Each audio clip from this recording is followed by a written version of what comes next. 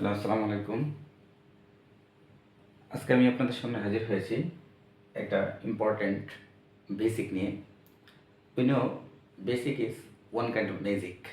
So I always say learn basic and show magic. তো চলুন দেরি না করে শুরু করা যাক।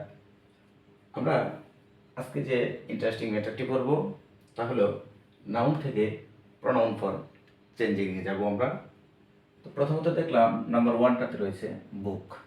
তো বুক অর্থ হচ্ছে আমরা জানি, সবাই জানি আমরা, বুক অর্থ হচ্ছে বই, এবং এর প্রনাউনটাতে রয়েছে, বুকের প্রনাউন হলো ইট। তাহলে বই সমান আমরা তার প্রনাউন পেলাম এটি। নাম্বার টুটাতে দেখুন রয়েছে রহিম অ্যান্ড করিম। রহিম এবং করিম, এটার প্রনাউন ফর্ম দেখলাম আমরা তারা। তো রহিম এবং করিম সমান সমান আমরা তারা। তো এটা আমরা বলতে পারি রহিম এবং করিম, না বলে বললাম তারা। বই, এটা না বলে বললাম আমরা এটি। এবার কি ফ্যাক্টটি হলো এই জায়গাটা থেকে নাম্বার থ্রি, যখন আমরা বললাম বুকস, বইগুলো, এবার আমরা লিখলাম দে তারা। তা আমি যদি বলি বইগুলো আমাকে দেন, যদি বলি তাদেরকে আমাকে দিন, এখন কিন্তু আমাদের মূল খটকাটা লেগে গেল। তো চলুন আমি ছোট্ট একটি উদাহরণের মাধ্যমে বেসিকটি ক্লিয়ার করি।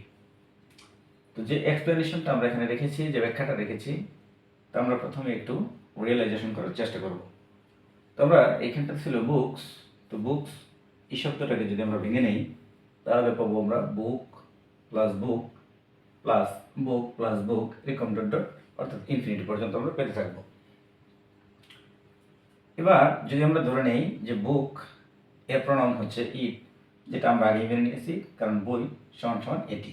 যেমন একটি বই আমাকে দেন, না বলে আমরা বললাম যে এটি আমাকে দিন।